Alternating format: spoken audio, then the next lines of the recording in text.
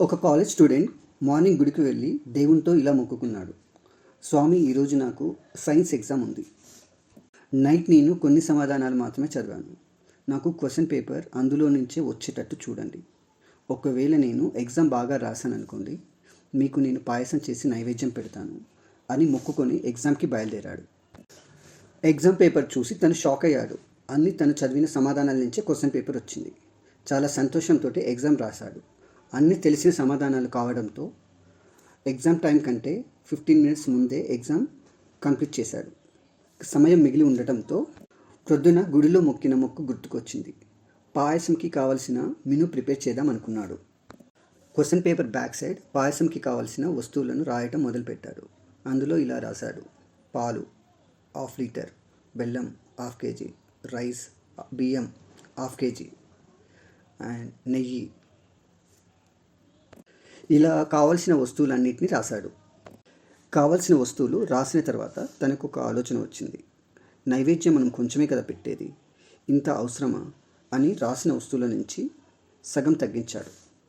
నెయ్యి ధర ఇప్పుడు చాలా ఎక్కువగా ఉంది, నెయ్యి లేకుండానే నైవేద్యం చేద్దాం. అలా ఒక్కొక్క వస్తువును తీసివేస్తూ ఒక ఆలోచన చేశాడు. అయినా మనం నైవేద్యం పెడితే దేవుడు తింటాడా? ప్రసాదం అని మనమే కదా తినేది అని పాయసం వద్దు అని అనుకున్నాడు. గుడికి వెళ్ళి దేవునికి మొక్కుకుందాం అనుకున్నాడు. అప్పుడు తనకి ఇంకో ఆలోచన వచ్చింది.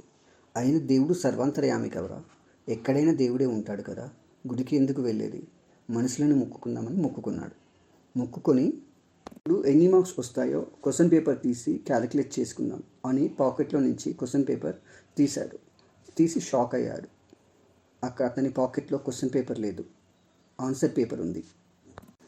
ఎగ్జామినేషన్ సెంటర్లో తను ఆన్సర్ షీట్ ఇచ్చి క్వశ్చన్ పేపర్ తీసుకొని వచ్చాను అన్న విషయం తనకు అర్థమైంది. ఈ స్టోరీలో అందరూ దేవునికి నైవేద్యం పెట్టకపోవడం వల్లనే ఆ స్టూడెంట్కి అలా జరిగింది అని అనుకుంటారు. దేవుడు పాయసం కావాలని అడగలేదు, స్టూడెంటే తనకి తాను కమిట్మెంట్ ఇచ్చుకున్నాడు. నేను ఎగ్జామ్ మంచిగా రాస్తే పాయసం పెడతానని. తన అవసరం తీరిన తర్వాత తను ఇచ్చిన కమిట్మెంట్ని వదిలేశాడు. మన కమిట్మెంట్ని మనం ఫుల్ఫిల్ చేయలేదనుకోండి, ఎదుటివారి కంటే ఎక్కువ నష్టపోయేది మనమే.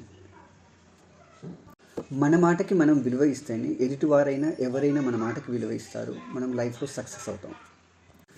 ఈ వీడియో నచ్చినట్టయితే లైక్ అండ్ షేర్ చేయండి.